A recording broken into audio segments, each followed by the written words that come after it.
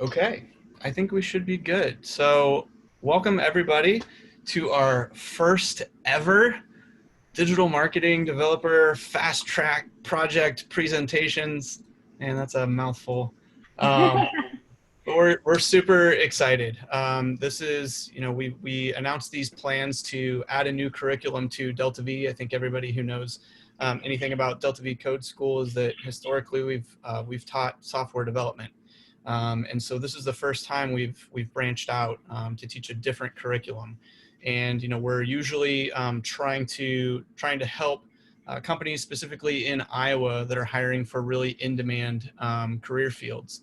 And obviously software development is a big in-demand career field, but what we as NuboCo, who is the parent nonprofit of Delta V, kept hearing about is needs for digital marketing. And so as we kept hearing that, we thought, well, we have a code school. What if we did something and we could teach digital marketing as well? And so we started off planning for that, and we were super fortunate to know Laura Kinnard, who runs in some of the same circles that we do. And so we started chatting about it, and she said, yeah, I think this is something that we could do. And so again, we were really fortunate to bring on Laura as our instructor. But basically, we launched this kind of new curriculum as a way to help fill the tech talent crunch for digital marketing. And so this is our first cohort that's ever gone through the program.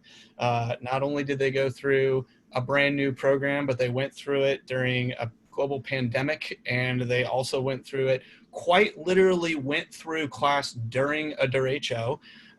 So pretty much anything that could be thrown at these students was thrown at these students and instructors. So I think Laura was literally teaching while the storm was going on. It's pretty incredible. It started in Des Moines and then moved on to Cedar Rapids. So yeah.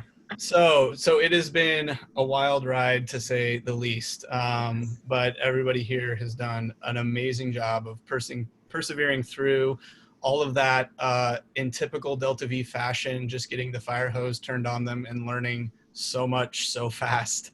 And so I'm really excited to hear. I have no hints or indications at all about any of these presentations, which is really fun and exciting for me too, because it's going to be brand new to me as well. I always want to give a shout out to our sponsors. So, we have diversity tuition awards available to students.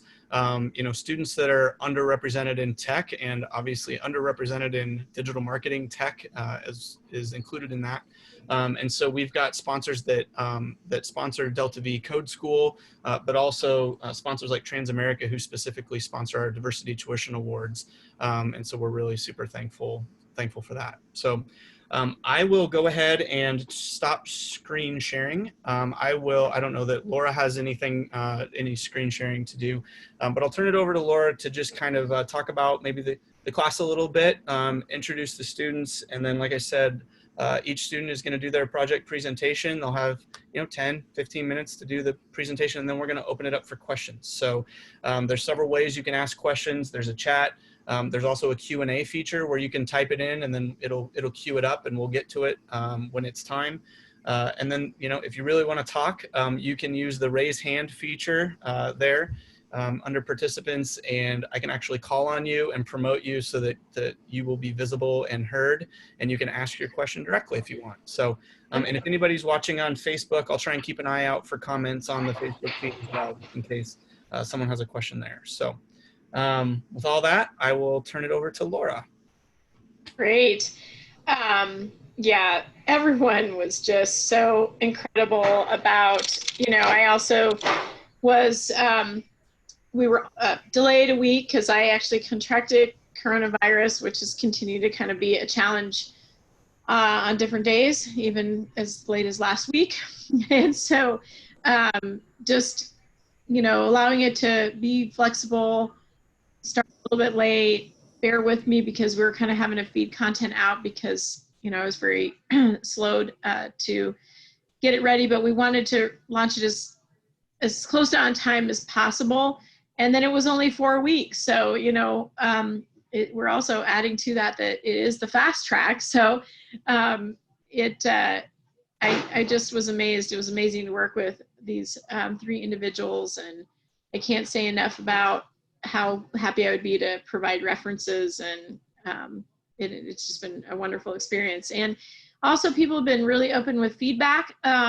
Obviously, anytime something's new and we're doing this fast track and through all this, there's so much room for improvement. I've got tons of notes, and but they've also been graciously complimentary, and also said when things were going right. So I really appreciated that too.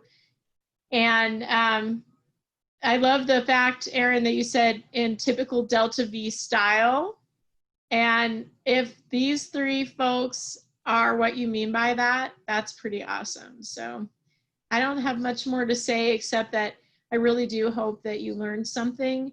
And I never feel like it's enough, because it's such a complex, topic, and there's always, today we're already outdated, right? Because there's something new already. And so it's a lifelong, this field requires lifelong education, and I just hope I gave you a foundation to spring from, and know that I'm always here. I hope that we can be connected, and I'll be glad to, continue to share. So, all right, thank you. And I learned a lot from you guys too, so thanks a lot. Thanks, Laura. Yeah. Awesome. All right, Matt, I think you're up, right? Yeah, we'll turn it over to Matt. You can share screen if you want to, and take it away.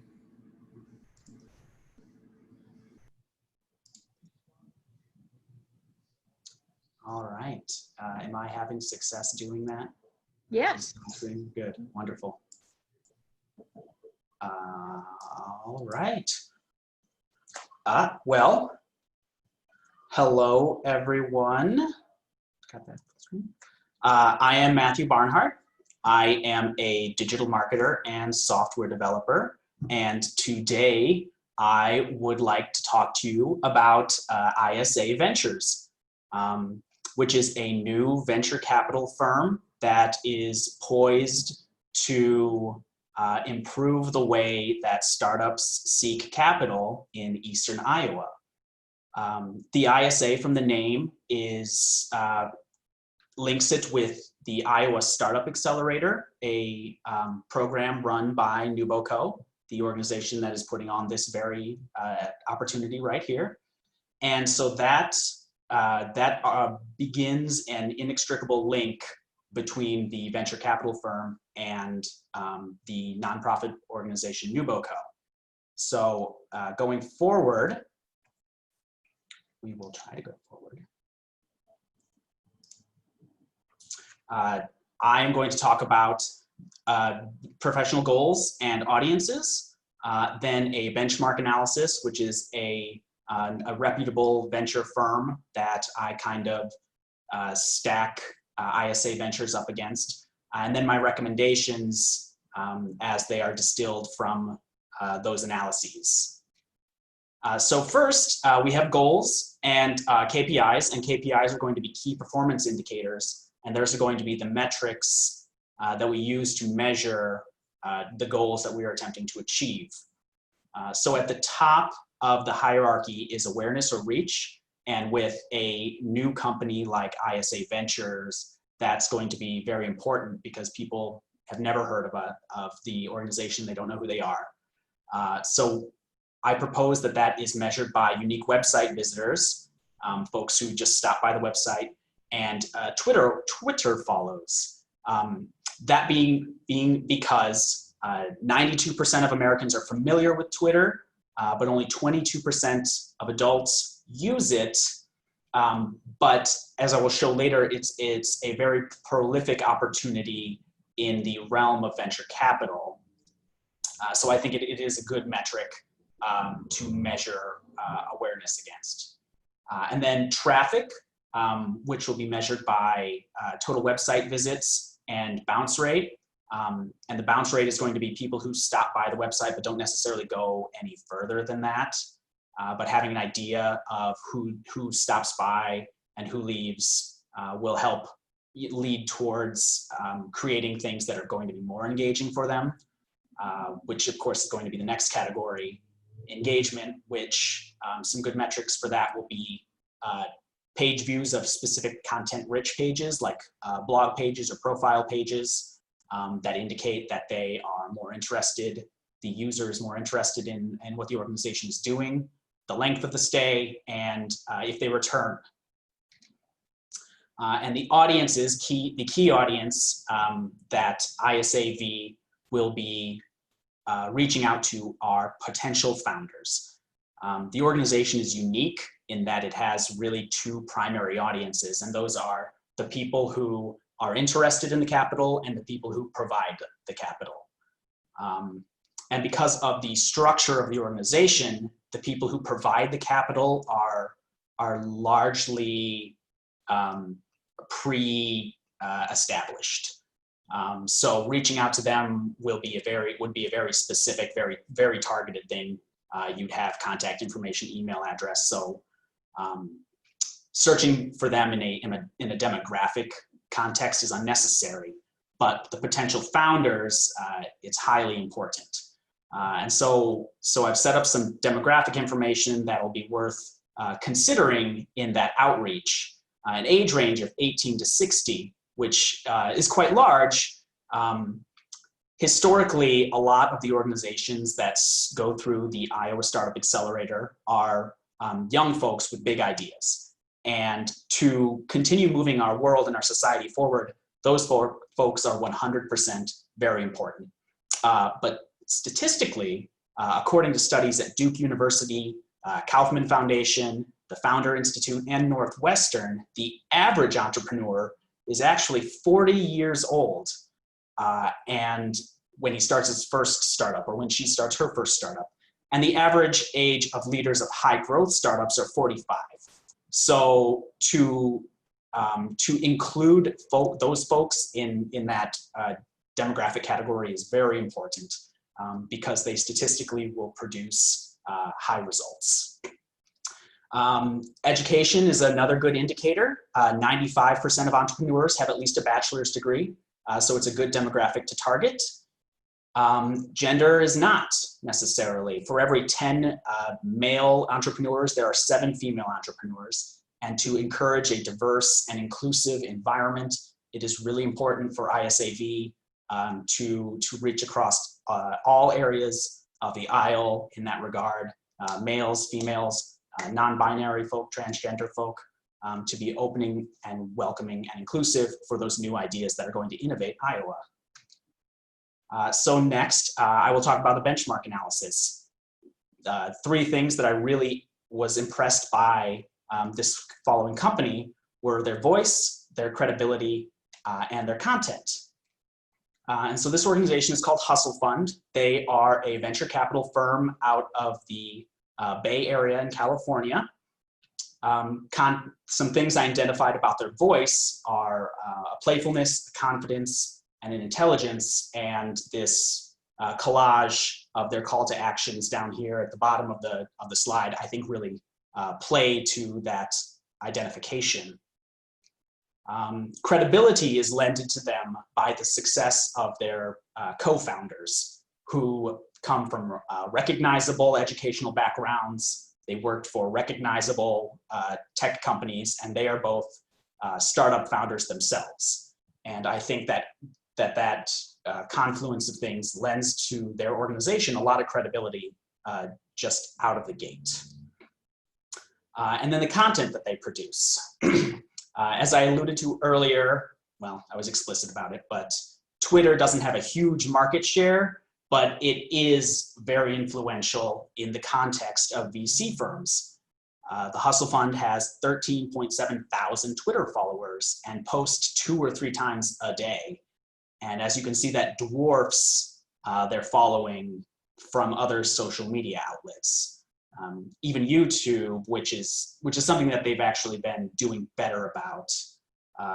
And I would like to speak to specifically because some statistics, 81% of businesses use video for marketing. 72% of customers would rather learn about a product or service by way of video.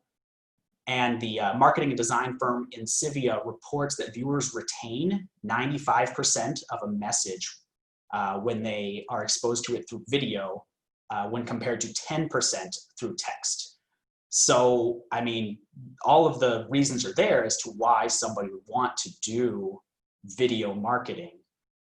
And Hustle Fund is doing a really great job of kind of embracing that in these recent weeks and months, actually. So in being successful in video marketing, some criteria that are evaluated by the renowned marketer and entrepreneur Neil Patel are a title that evokes curiosity.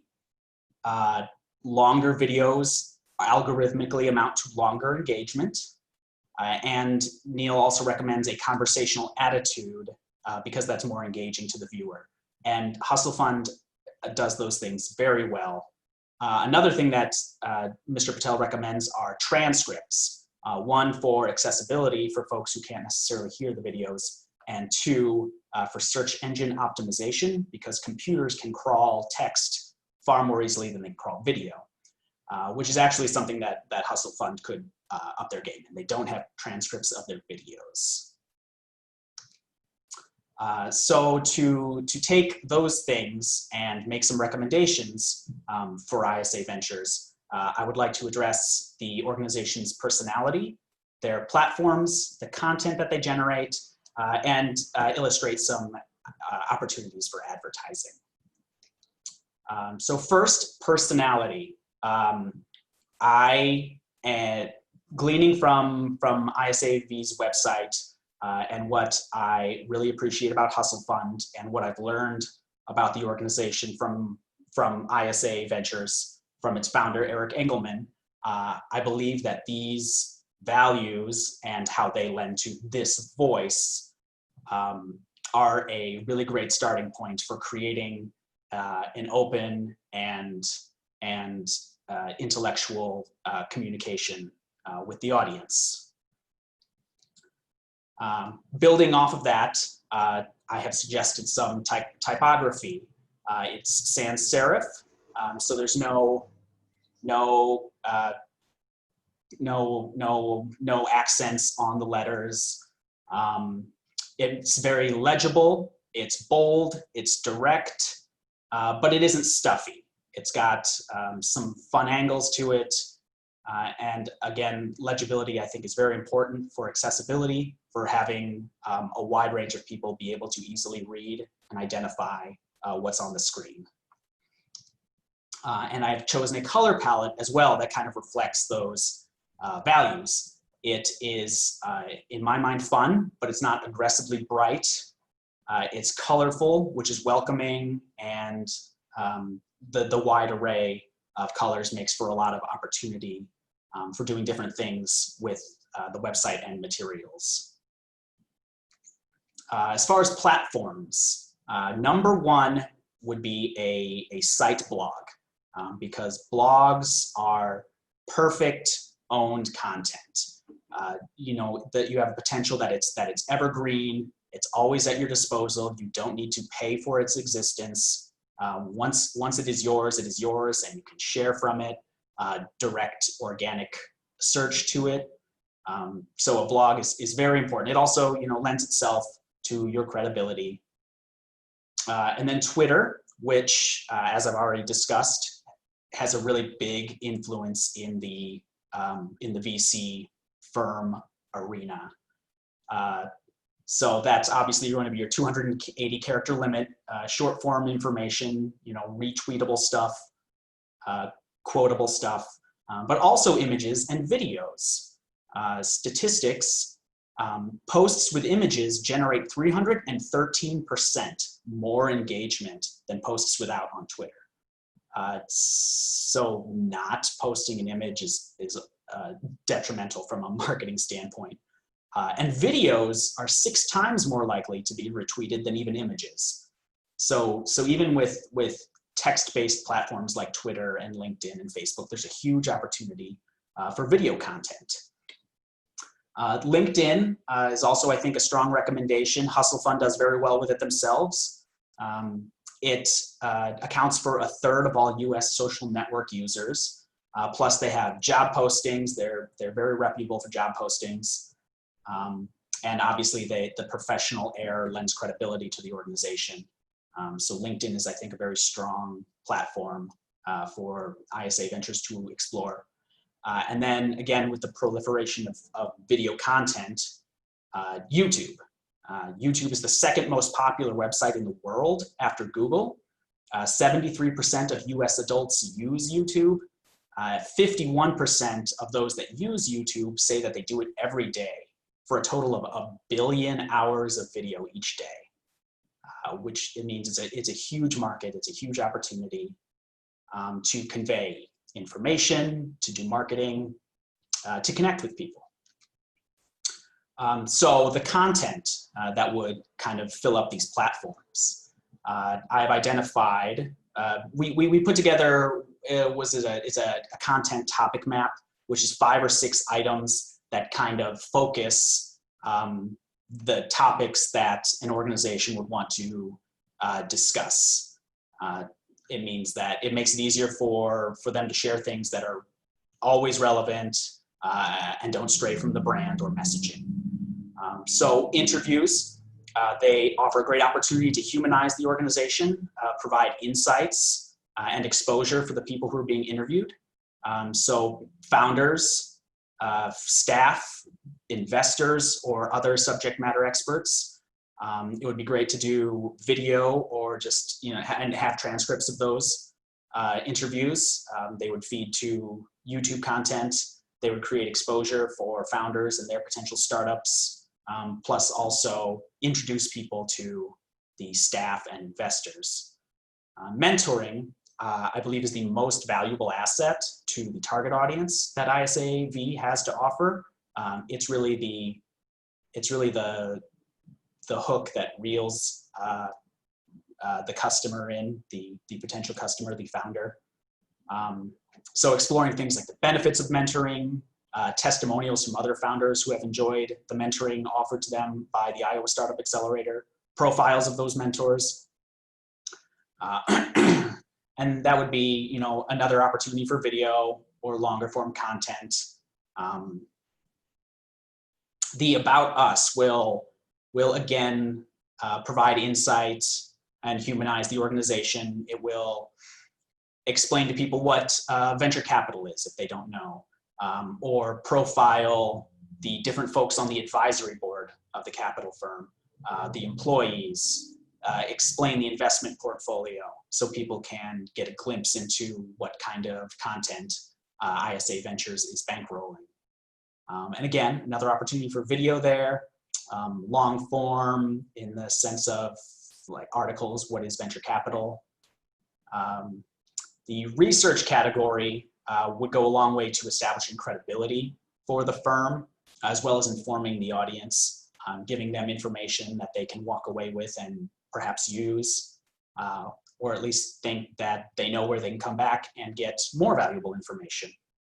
So scholarly articles about venture capital or startups, workplace innovation, diversity, news, as it applies to these same categories. And again, long form and short form articles. Long form is really good for organic search engine optimization.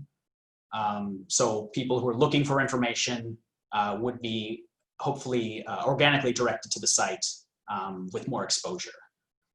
Tips and tricks is kind of a distillation of the research. It makes it short form. It takes that information and makes it retweetable, bite size, things that people can just, bullet points that people can walk away with and say that they learned something, or that they feel smarter or more informed or more connected to the organization. And then resources, which would help to bolster local partners like NewBoCo, events, or other credible sources of information that will build credibility for ISA Ventures and those other organizations. Short form articles or links to other helpful places on the web. And then a couple ad opportunities. The one on the left is optimized for mobile. So it would be great in a YouTube or an Instagram story or on Twitter, you know, where it can get that 313% more engagement over text. The one on the right plays off of the association of the Venture Capital Studio with the with NewBoCo and with the Iowa Startup Accelerator Program, which is in fact rounding out their Q4 2020 cohort in the next few weeks, I believe. So this is kind of a banner optimized ad that, again, that plays off of the link of those companies. So thank you for listening to what I think. Any questions? Nice work, Matt. Thanks, Aaron. All right, so like I said, if you have a question, there's a Q&A feature. You can pop it in there. You can raise your hand, use the little raise hand feature. I could call on you and you could ask it in person, or you could throw it in the chat if you want. Matt, I guess my question for you would be, how much of this stuff were you aware of kind of before you started this digital marketing class? Just, you know, digital marketing in general. Did you have a rough idea of it? Did you know some of these things pretty darn well already? Was it all brand new to you? What was your level? I would argue that it was all brand new to me. I do believe that there is a degree of intuition that can go into some of the work, you know, like the marketing of old, where empathy amounts for something. But as far as backing it up with research and statistics, and then following that information is all very, very new to me. Cool.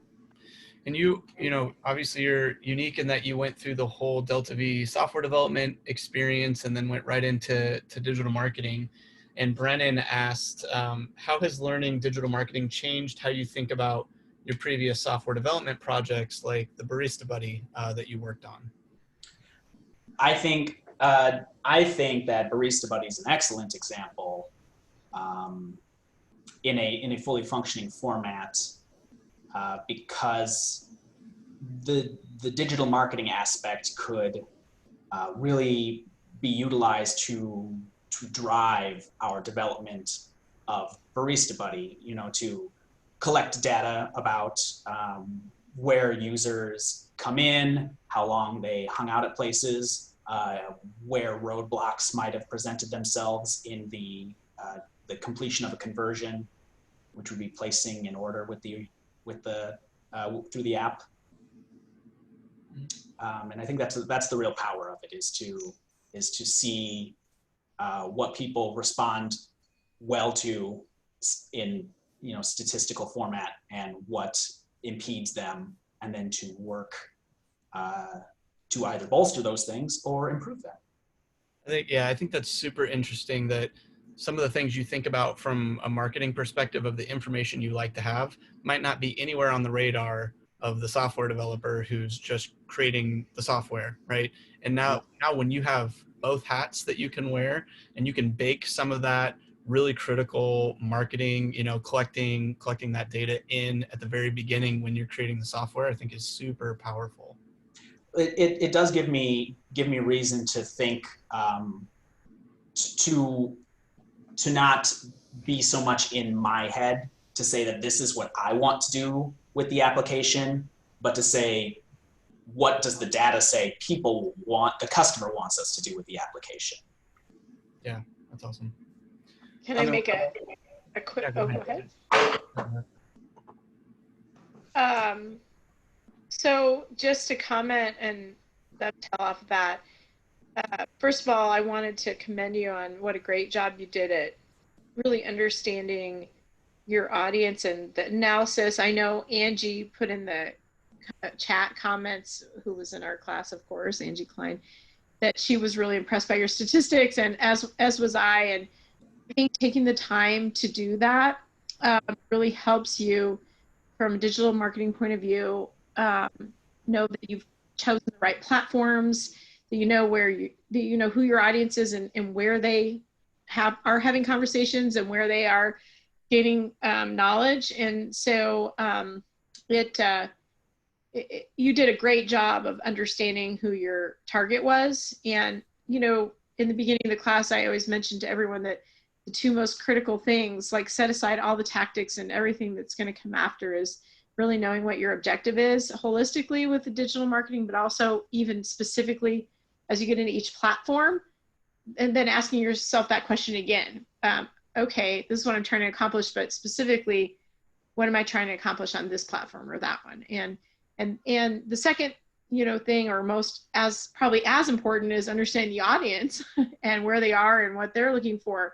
A lot of times what the audience is wanting from you is what you're trying to give them to attract them, but you sort of have a different desire on the other end as the business and the company. So the dance is to not just be pushing your agenda on them, but attracting them by giving them what they want, and then sort of sneaking your agenda in too, right?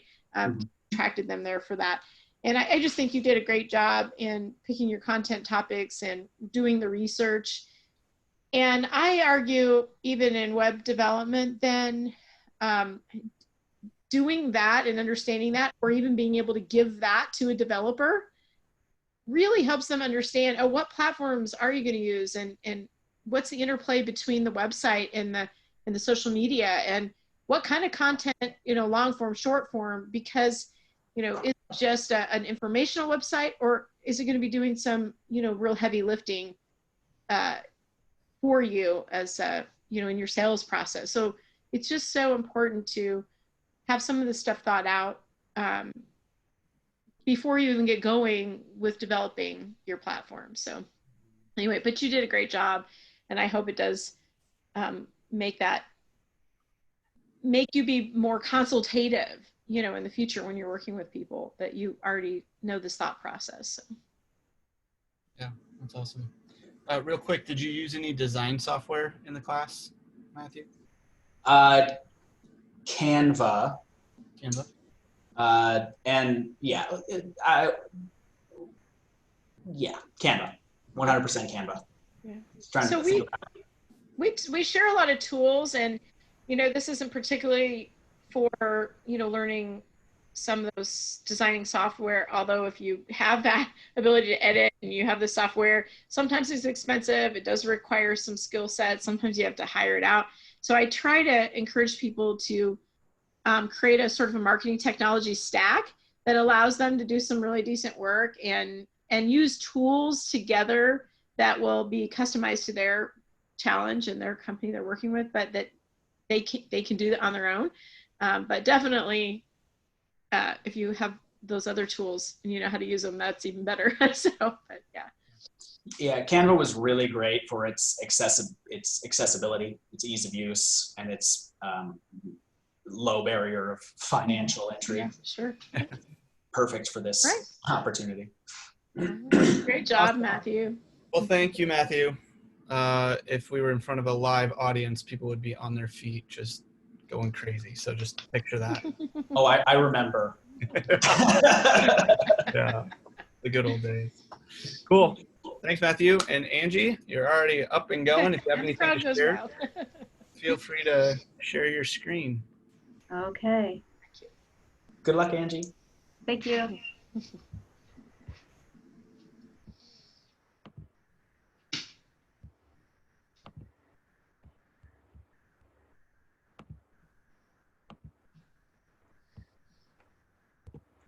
Sorry, newbie here. It's okay. There we go. All right. Can everyone hear me okay? Fantastic. Hello, everyone. I'm Angie Klein. The local business that I chose is Butts Insurance Agency. I chose this company for a couple of reasons. Number one, the owner is my brother-in-law, Brian. Number two, he's mentioned to me on more than one occasion that he's kind of pushed his marketing goals to the back burner more times than he wants to admit. So I presented him with this opportunity. I told him I was in this digital marketing developer fast track course. During my studies, I will learn to conduct an online presence audit. And at the end, I can hand him over a digital brand study guide and a content strategic plan. I figured it was a win-win situation for the both of us. And I'm happy to announce that Brian said, yes, please. My contact person going forward was his son, Tyler Butz, who is an independent insurance agent within the agency. So I sat down with Tyler and I asked him, what are your strategic goals or objectives? And ultimately, it's to increase their online presence and to engage with their audience and to establish credible, authoritative, and to be more credible, authoritative, and to be recognized as an expert or a thought leader. And last but not least, to increase their prospects and leads. So I asked him if he had any digital marketing strategy goals. We had to kind of come up with some things. So some things that we looked at was to determine what type of content they wanted to share, whether it be shared, curated, user-generated, or their original content. Then we wanted to determine what social media platforms they were going to be on. Where's the majority of their audience? What social media platforms do they utilize the most? And they need to track their key performance indicators. That's how people engage with their postings, whether they like, share, or comment on their information. Or if they have a video, are they viewing the video? Or are they participating? Are they actually becoming a new follower? Are they completing a poll that maybe they shared? Or are they RSVPing to an upcoming event that Butz Insurance Agency is going to be holding? Next is, did the audience act on their CTAs and are they achieving their goals? Did they visit their website? Did they email them? Did they call them? Did they even come and visit them at their brick and mortar? These are all important. Oh, and then the last thing is, ultimately, are they converting? Did they make the purchase? So as you know, all of these are very important. Here's a little overview of the company. Brian Butz, he's the CEO and owner. Tyler, as I mentioned, he's the son, and he's an independent insurance agent, and he oversees the marketing. And then Lynn Lefebvre, she's the office assistant. Some local or brand-owned channels are their website and their Facebook page. A little history about Butz Insurance Agency. Brian, he's been in the insurance industry for over 20 years. He used to work under Erusha Insurance Agency as a claims adjuster. Once Mr. Erusha passed away, Brian continued to conduct business under the Erusha Insurance Agency name. Eventually, the family decided that they wanted to sell the company, so Brian went ahead and purchased, and he changed the name to what is known as Butz Insurance Agency, which is now located in Walford, Iowa. A brand promise connects your purpose, your positioning, your people, your strategy, and your customer experience. It enables you to deliver your brand in a way that connects emotionally with your customers. We didn't really so much concentrate on a mission because that can be kind of cookie cutter. So we looked at the mantra. A mantra is basically a handful of words summing up who you are. And I love their mantra. It's to provide and protect what matters most. I asked Tyler if they had an elevator pitch, and he's like, I don't think so. Come to find out, they kind of did, but we just had to kind of mix and mold it to make it more concrete. Basically, an elevator pitch is anywhere from 5 to 30 seconds long, and it can be up to 8 to 10 sentences. Everyone in the company should be able to recite this elevator pitch at any given business opportunity.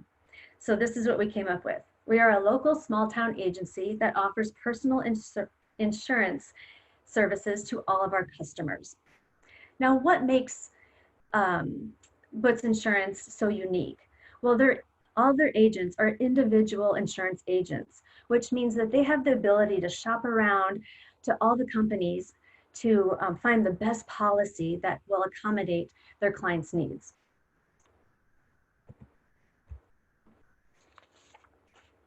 The voice of a brand connects to your audience.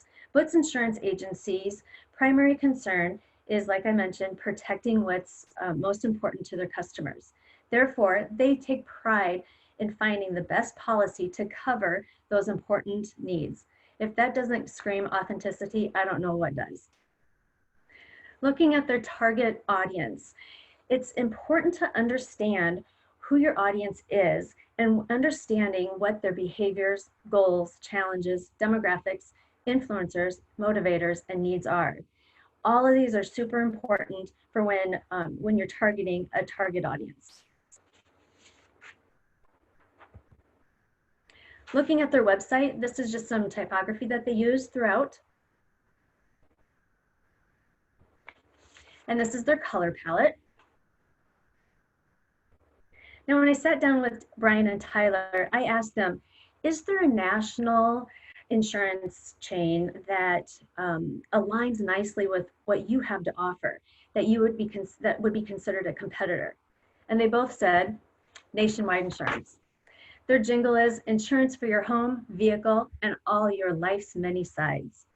So I went ahead and just conducted a small online audit. Again, just looking at their Facebook page and their website.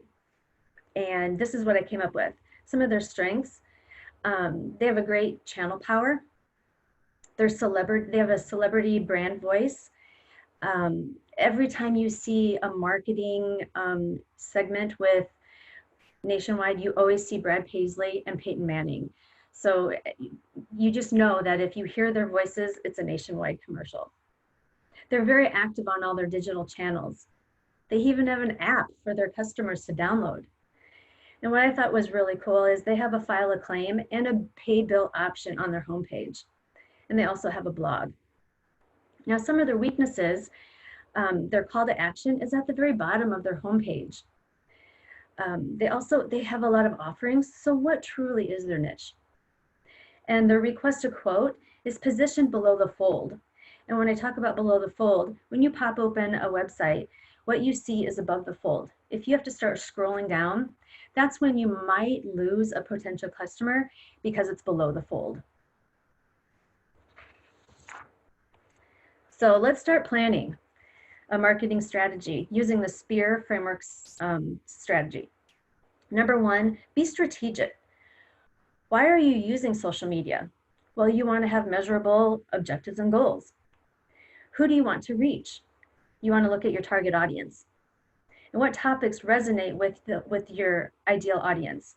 You want content that needs to contain authority and be recognized as an expert or a thought leader. Next, create a plan. Where should you be present? What social media platforms should you be on?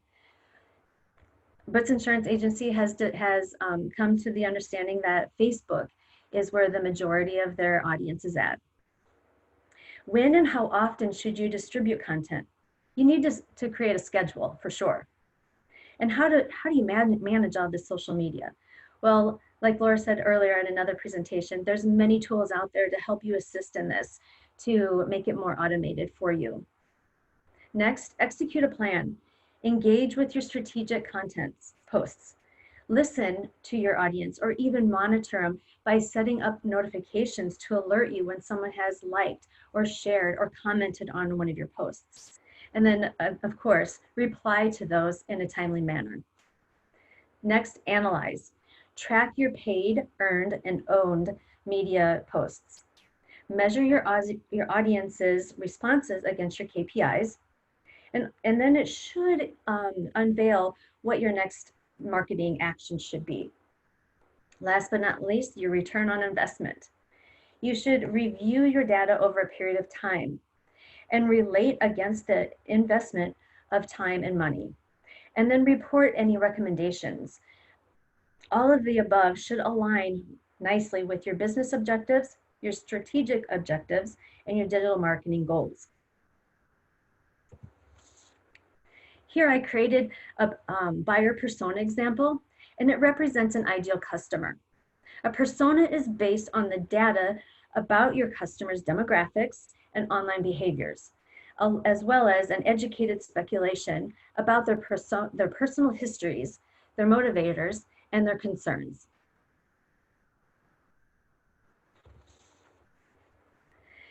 Butts Insurance knows that they want to get in front of their audience more, and they know they want to engage with their audience.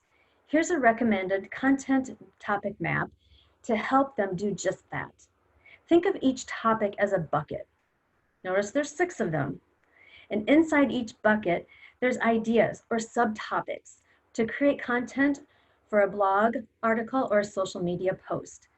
Everything is relevant, credible, and will showcase their expertise on these topics. I went a step further. I created some hashtags, keywords, and phrases for them to use to implement in their marketing strategy. Of course, the phrases, keywords, and hashtags can be modified to align best with the subtopics. But I do feel strongly that those first 2 hashtags, Butts Insurance Agency and Protect What Matters Most, are really strong and robust. They should be used going forward for anything digital marketing wise. Here I created a weekly plan example of what to post on their social media sites. It's fun to create some themes. One really popular one is Motivation Monday. Well, I kind of was like, oh, they have a lot of learnings and offerings that they can offer their audience. How about if we call it Information Monday and use the hashtag Information Monday? Again, on Wednesdays, what's happening Wednesdays? Keep it local, keep it within the community, or even inside the agency if there's been a fantastic life event change, or if someone has received an award, share it with your audience. They want to know how you're doing and how you're keeping fresh in the industry. And here's an example of a month's postings to spark that engagement, to get in front of the audience. Not everything has to be insurance related. Spice it up and have fun with it. For example, on October 1st, did you know it's National Homemade Cookie Day? Encourage, create a little blog article or a social media post and share some, cookie recipes of when you were little. And then at the end of the article, have a call to action. Encourage your clients to share a comment and have them tell you, what their favorite cookie is or share a recipe. And then October 2nd to 4th is a huge festival in Amana called Oktoberfest. Again, just keeping on the forefront of your audience and understanding that you're engaging with the community. Last but not least, I was going to mention that I would kind of suggest that Butts Insurance Agency become a Toys for Tots drop-off site. Super easy to get engaged with the local community. All they have to do is actually click on that site, fill out the form. Toys for Tots will drop off the box and they'll come and pick it up at the end of the campaign. All Butts Insurance Agency needs to do is push those notifications out, reminding their community that they are a drop-off site. So how do you get your information in front of your people? You plan an ad campaign. I'm going to concentrate on Facebook because that's their main platform. So first you have to understand, what is your campaign objective? And we already know that Butts Insurance Agency wants to increase their brand awareness and increase their prospects and leads. Next, choose your target audience. You got to figure out what their age, gender, location, demographics, interests, behaviors, and influencers are. Facebook has a fantastic tool called Audience Insights. It'll help you zone in on exactly what your demographics are. Where do you want your Facebook ad to be, to show up on their Facebook platform? On the feed, in in an ad. That's one thing that you have to determine. Next is format your ad. Add photos, videos, primary text, and headlines. You can add up to 5 of these each. And then next is to format. I already said format. Next is to set your budget. And you have to determine how much money you want to spend on each ad, whether it be a daily budget or a lifetime budget. Both models you can modify at any time or cancel at any time.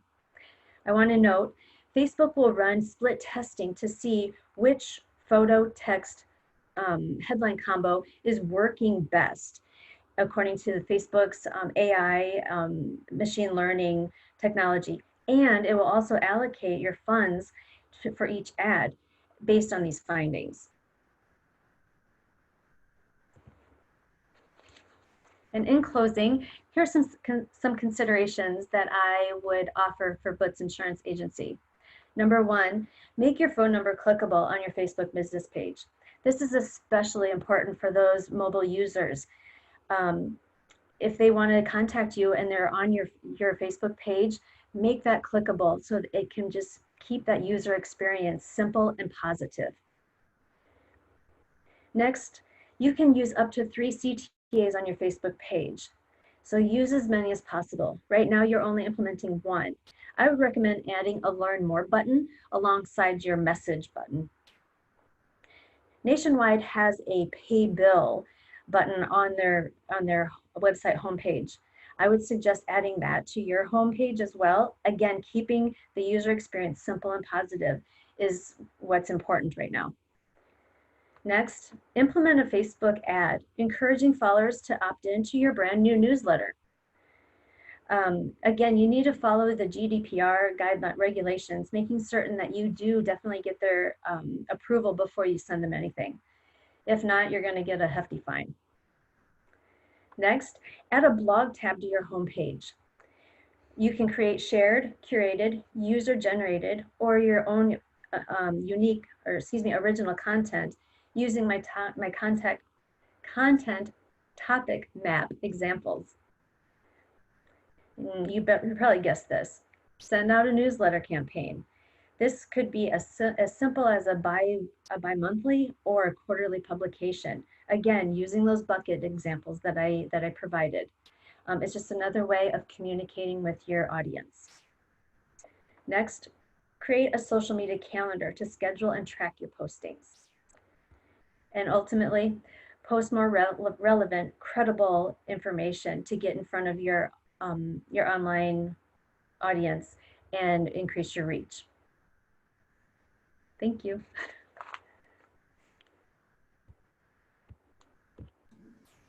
Yay. Yay. Crowd goes wild. Yay. Awesome. Great job. Thank you. We did have one question from Josh McNary. Strategy is key to effective digital marketing, as these audits have shown, but can you also share a bit more some of the most interesting and rewarding technical tools or lessons that you gained to implement these plans from the Delta V program? Yeah, some of the tools that I learned about, Trello. I can't wait to dive into just dissect that a little bit more and understand how you can create different I don't know what they call them. I'm going to call them columns to kind of Liz, yeah.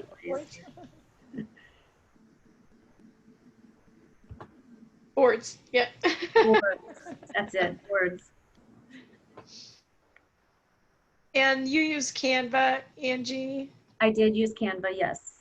And then we looked at Google Analytics as a tool for measurement and looked at some of the analytics built into the platforms themselves. Looked at creating a unique URL so that you could do more specific tracking. Yes. Canva, of course. Gosh, I think we more than I think you imagine as you're going through all of the different tools. But Josh is, if you ever want to know more, follow Josh because he's an expert in marketing technology. He's a wizard. Yes, he is. So I've seen him speak a few times, and I'm amazed at his knowledge in that area. So. Yeah, it's Google Analytics as far as tool goes that really jumps out at me, just because of the wealth of everything that it has available to it. One thing I was gonna mention, Matthew, I didn't mention this in yours, but you did such a great job in connecting those objectives with the things that you would measure. And it was clear to me that some of that comes from your experience already being a developer. You were very focused on the website side of things and traffic to the website, and really, not separating the social media and the website, but really looking them cohesively together and how they work. And I could tell that came a lot from your development background prior. And then Angie, for you, it always stands out to me that you are such a process person.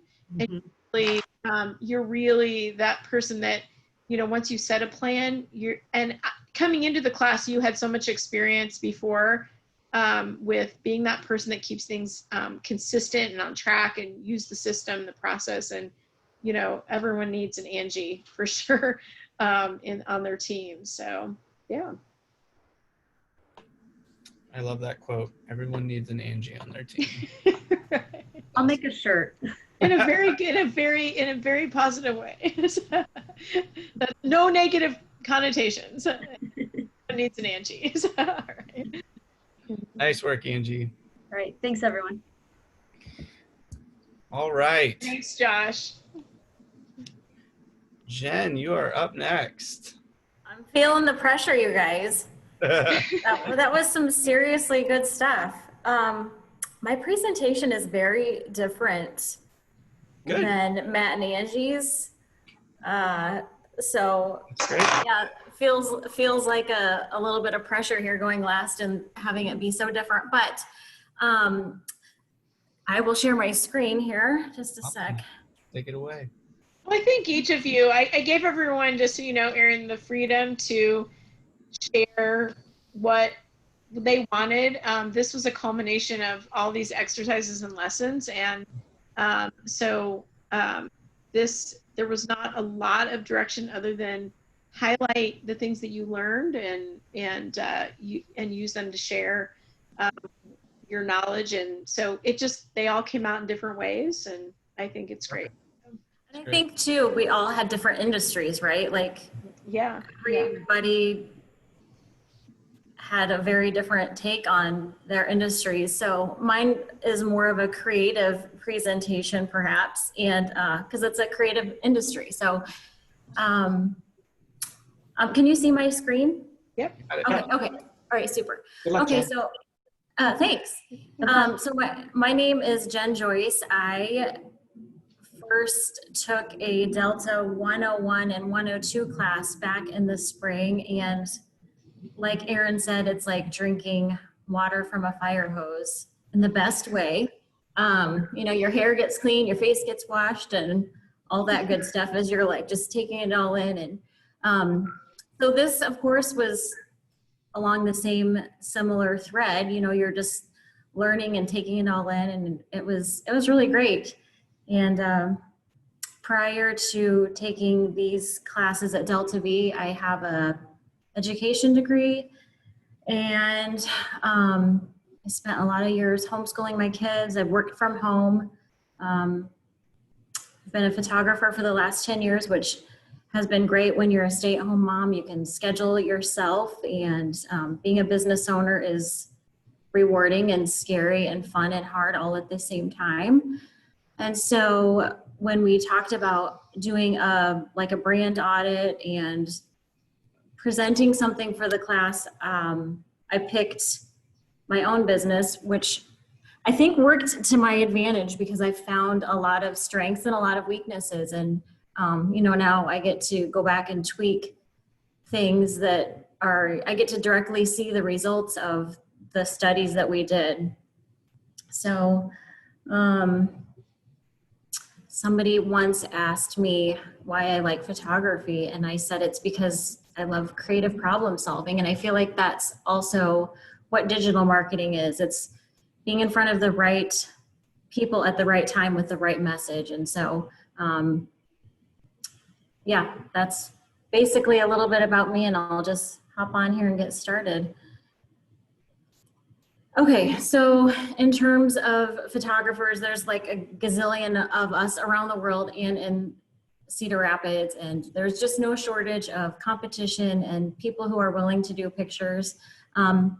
I do senior photos, I do a few weddings, and I also do some sports photos, like on-site sport photos for teams. And so one of the things I try to come across with as like a, what's it called? A unique value proposition, I think is the technical term for it. But I like to say that I'm doing something different than everybody else, which of course everybody tries to do something different than everyone else. But you know, you got to find your unique niche.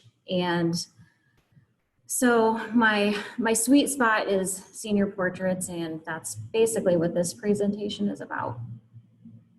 Oops. Okay, so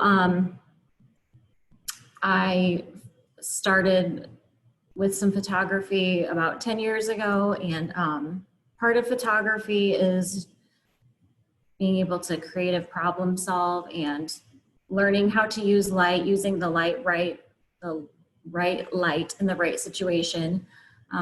It's also being creative. It's also being a business person. So how you blend all these things together is really how you run a photography business. One thing I do for my clients that choose to have, I guess, a session with me is I offer a style closet, which basically means I have some optional props and clothes at my house that I will bring on location for a session if a client wants to use it. And I find pieces that are unique. I buy them for really, really cheap, like at secondhand stores, garage sales, whatever, and I let people wear them. There's no fee for that, and I don't even necessarily need it back. It's fine if it gets ruined. I feel like the more creative we are with it, the better. So that's something that I offer that might be a little bit unique in Cedar Rapids.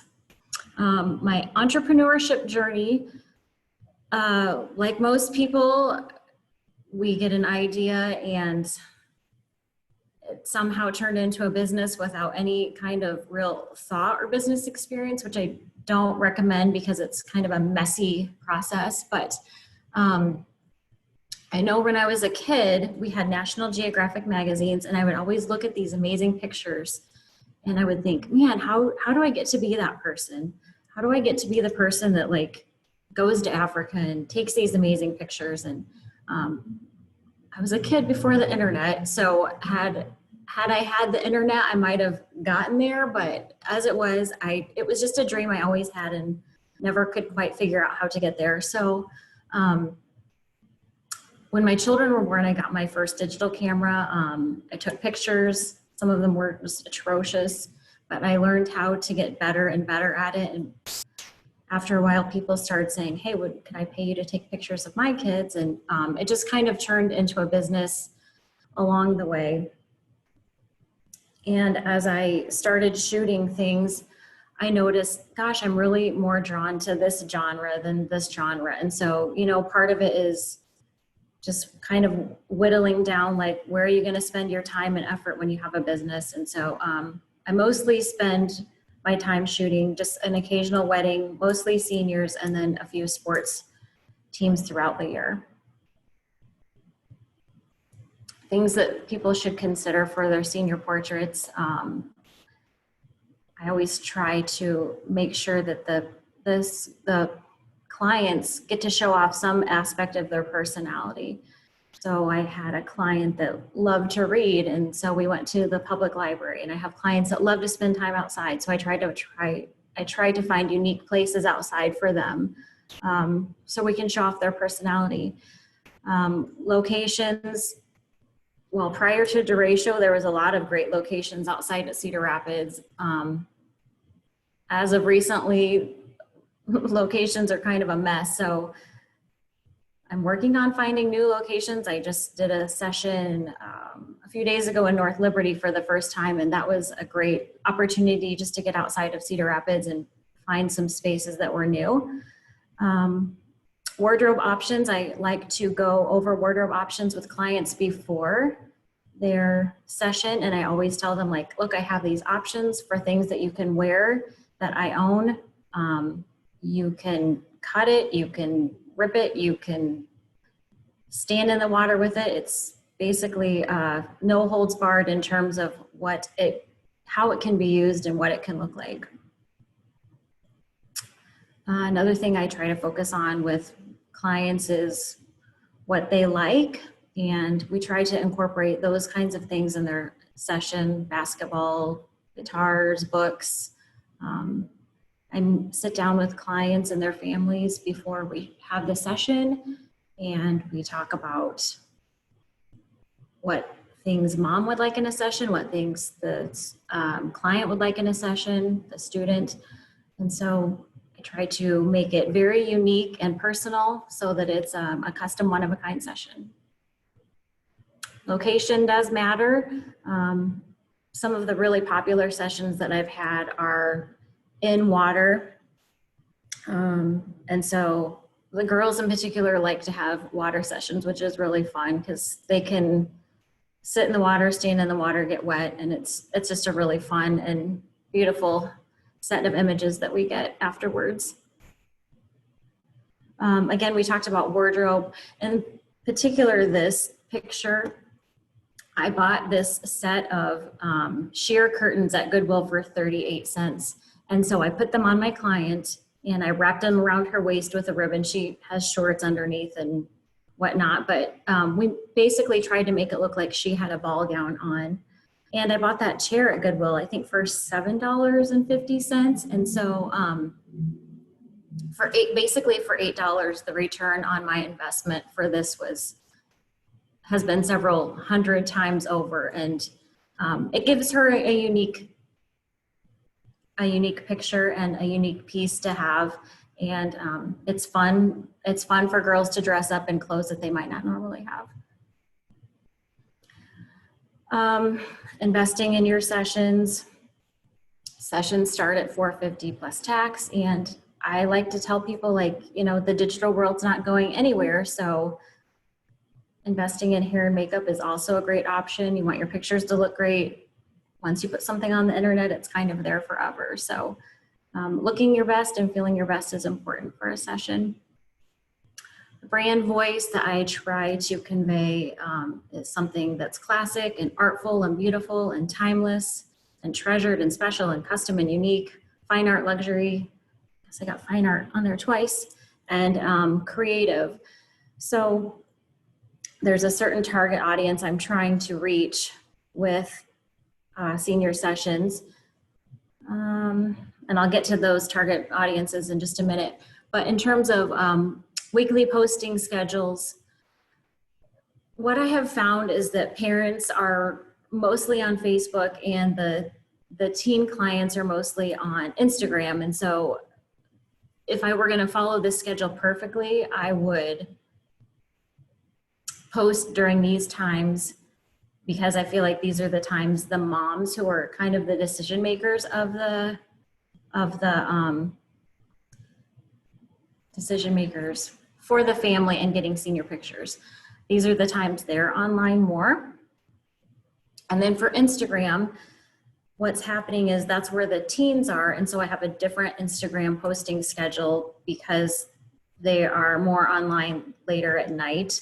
And what I have found is that, like, the teens will find the pictures on Instagram, talk to their parents. The parents will look at them on Facebook, and then that's kind of how that converges.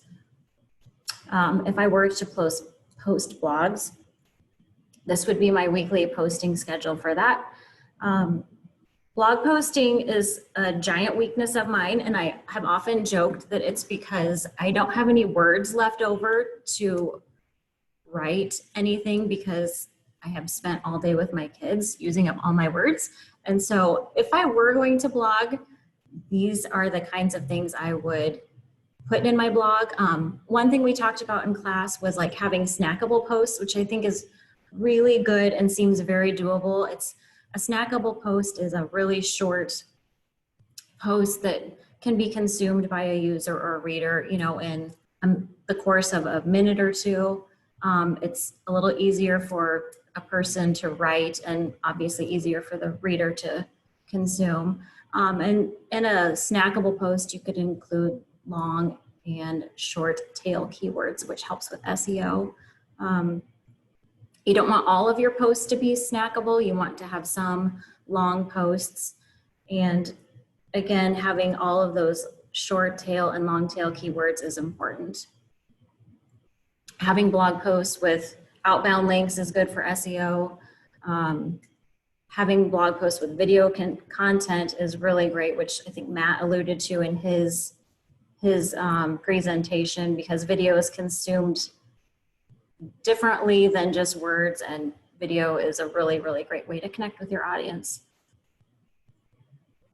This is some words that I came up with for SEO: long tail words, short tail words.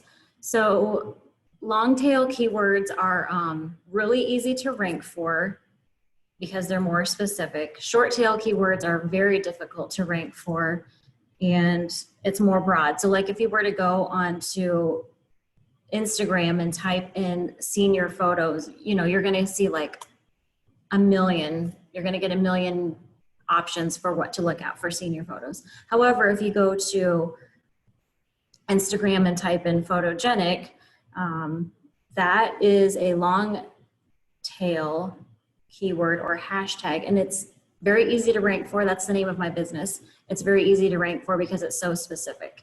So when you're planning your digital marketing strategy, you want to have both long tail and short tail keywords because you're getting different audiences in the mix when you do that. Okay, so excuse me just a sec. Okay, so there's an ideal buyer profile that's like the parent of the person I'm photographing, and then there's the ideal senior profile, which is the person I'm photographing. They're a little bit different, and it's important to reach both, which the ideal buyer profile is the parent who's spending the money, signing the contract, and that person is generally a female. They're in their late 30s or older. They're probably on Facebook. They're married or they have been married. They have decision-making money in the home.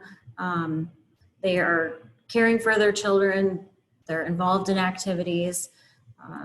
They're motivated by having a senior portrait session to give pictures to grandparents, to have pictures for like graduation, stuff like that. They want digital files to post on Facebook, and they want to give their child a good senior experience. On the flip side, the senior is generally a female. I do shoot male clients as well, but generally I shoot more female clients. Their ages, that 17 to 19 range, because they're high school seniors. They're full-time or part-time student. They're generally involved in church, mock trial, show choir, band, sports drama, something like that. I always say that the kids who are like in sports or mock trial, they make my best clients because they're already used to kind of performing and being in front of people, and they seem to have less stage fright in front of the camera. So those are fabulous clients to have because they're used to just being in front of people and making things happen. They generally live in Eastern or Central Iowa. They want to have digital files, they want to have pictures at their grad party, and they want to have a unique experience. And so they mostly hang out on Instagram, TikTok, Snapchat, and Twitter. Oops, let's see here. So this is my content topic map. And Matt and Angie both had these in their presentations as well. And each topic represents what you could post about for reaching your audience with content. So if I wanted to reach more wedding clients, I would maybe up my game a little bit on wedding and engagement topics. When I want to talk about vendors and weddings, I would choose from this category. When I'm talking about seniors, they typically want to know, what should I wear? What location ideas do you have? What's the packages and pricing? And so all of these things on the content topic map are important considerations for when you're going to post on social media or your blog or your website, because they give your client something to engage with and read about. And it provides valuable information for them as well. This is just a little blurb about what clients have said. People have generally been happy when they've hired me to take their pictures, and so that's always fun to have a good, fun review. And then the commitments to my clients, you get digital downloads. You have to be 100% guaranteed satisfaction, and if you're not, I will work with you till we get to that point. You can purchase graduation invites, but you are not required to do so. I offer professional prints, so I'm not going to order your pictures from Walmart or CVS. I've got free wardrobe options for clients to use and borrow. And then at the end of each session, I always take a picture of the student with their parent. And I just give that to them for free, and that's a fun way to remember the night. And those are the different ways that you can contact me. And I believe that's it. Nice work, Jen. Thanks. If anybody has any questions, they can post them. I have one, in that you obviously had this photography business before you went through, Yes. digital marketing. Yeah. So is there anything that you learned kind of in the last several weeks going through this that that you're going to immediately apply to this business, or that maybe even like, oh shoot, I was doing that all wrong, or I never thought about it that way? And what are some of those things that you think maybe you'll do a little differently now? Yeah, so I'll flip over here. I redid this about 3 times. I think the first time I did it and turned it in, or maybe asked Laura for some feedback. She gave me some great feedback about it. I was all over the place. It was kind of a mess, and she helped me just narrow it down, and that was really, really helpful. Like Laura said, there's always something to learn. Like, you can always learn something. You just have to be committed to learning more, learning all the time when you're in digital marketing. And so I thought I had a strong game in some areas, but then going through the class, I'm like, wow, I really need to like revamp this whole thing. And so the Google portion of the class was totally eye-opening for me. I have never used Google so much or so in depth, and the things that you can do with Google is it's mind-blowing. Honestly, it's just mind-blowing. And so if I have the time, I would really expand how I use Google. And I think that people who use Google effectively in terms of Google Ads analysis, the tracking things, you can really have a huge impact and reach a lot of people very strategically.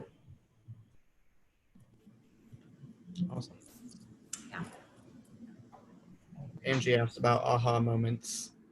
Similarly, did this class, I guess that's a great question for any of you. Were there real aha moments for you in the curriculum, or just in practice and kind of working on these projects?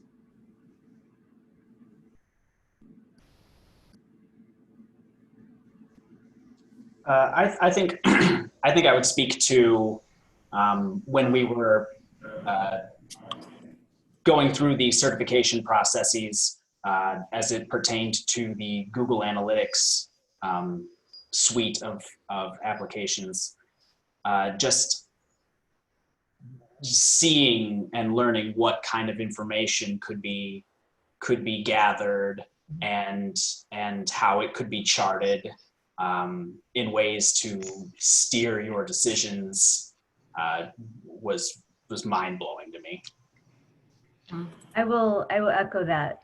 It's just, it's, I don't even have the right word for it, but yeah, just understanding that you can grab this and this and this, and you can create a target audience, or you can measure this or that. I'm just like, what? This is possible?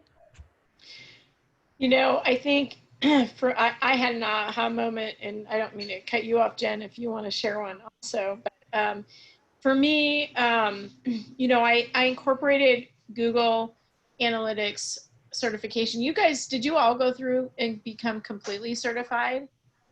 So they only had to go through the beginner portion. So in addition to like the 4 weeks of everything we did, they went ahead and went all the way through advanced analytics, and they are all Google certified. So that can be added to the resume.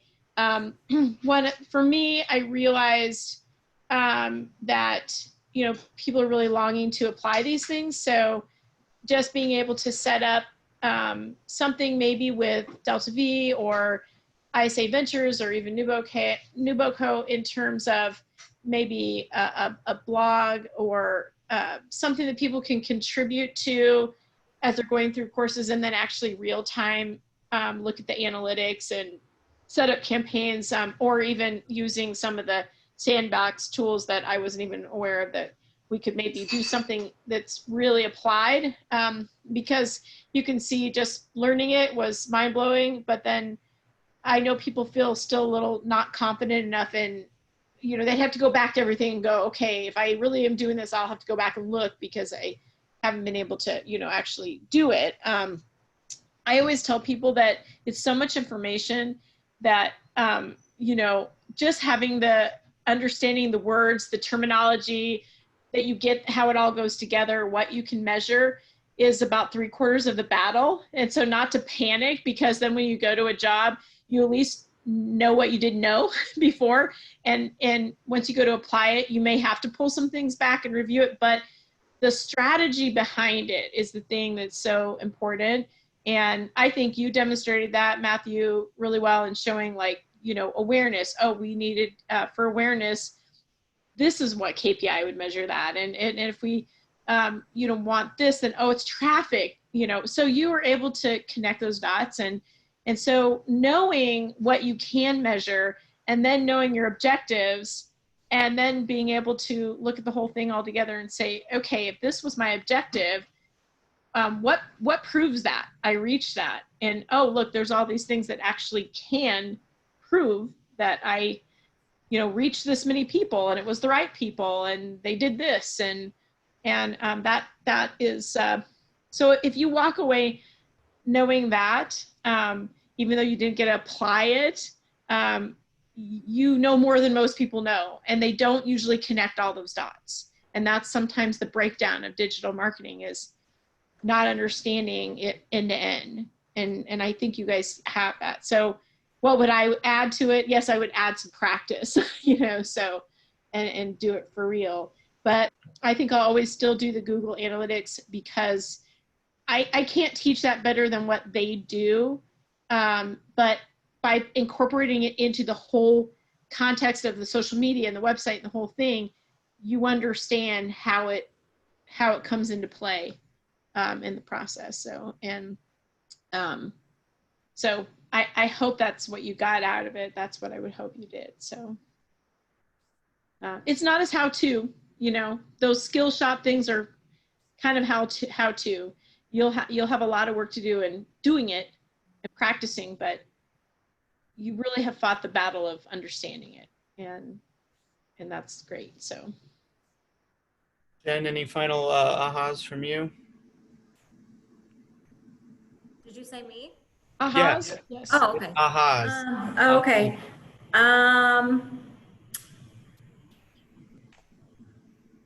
This is random, but it was shocking. So we studied email marketing, and if you don't do email marketing properly, it's a $40,000 fine, which was really shocking to me. It can be. Yes. And the other thing that I thought was really interesting is the human attention span is about 6 seconds.